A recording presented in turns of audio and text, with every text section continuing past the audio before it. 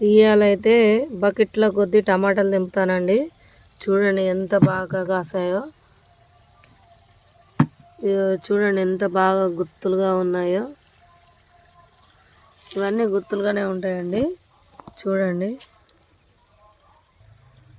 ఎంత బాగా కాస్తున్నాయో.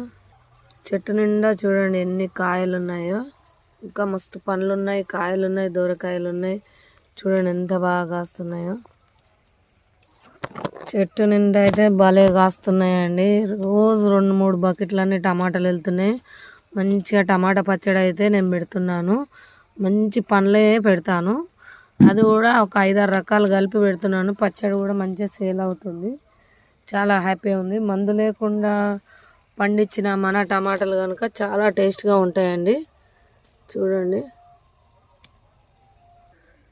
మీ అందరు కూడా ఇలా పండిస్తున్నారని అనుకుంటున్నాను. మరి ఇంత ఆరోగ్యమైన మన పంట మనం పండిస్తాం.